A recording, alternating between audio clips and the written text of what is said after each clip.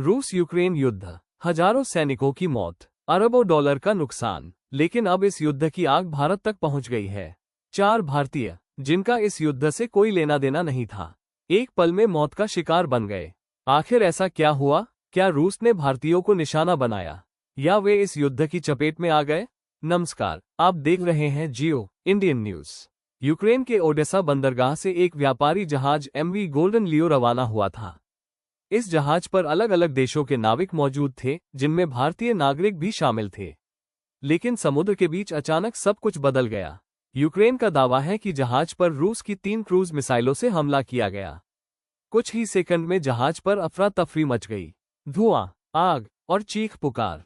जब तक लोगों को संभलने का मौका मिलता, तब तक 4 भारतीय नागरिक अपनी जान गंवा चुके थे। एक अन्य भारतीय गंभीर रूप से घायल हो गया।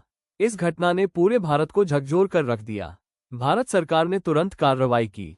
नई दिल्ली में रूस के वरिष्ठ राजनयिक को तलब किया गया और इस घटना पर कड़ा विरोध दर्ज कराया गया। भारत ने साफ कहा कि निर्दोष नागरिकों और व्यापारिक जहाजों की सुरक्षा हर हाल में सुनिश्चित होनी चाहिए।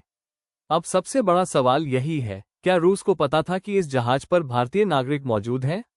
या फिर यह हमला सिर्फ युद्ध का एक और खतरनाक परिणाम है?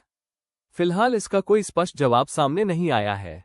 लेकिन इतना जरूर है, रूस यूक्रेन युद्ध अब सिर्फ 2 देशों तक सीमित नहीं रह गया। इसकी कीमत अब दूसरे देशों के निर्दोष नागरिक भी चुका रहे हैं।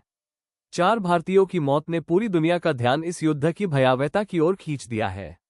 अब सबकी नज़र रूस की प्रतिक्रिया पर है, और इस बात पर भी कि क्या भविष्य में ऐसे हमलों को रोका जा सकेगा। आपकी क्या राय है? क्या इस घटना के बाद भारत को रूस के सामने और सख्त रुख अपनाना चाहिए? कमेंट करके अपनी राय जरूर बताइए। अगर वीडियो पसंद आया हो तो लाइक करें, शेयर करें और जियो इंडियन न्यूज़ को सब्सक्राइब करना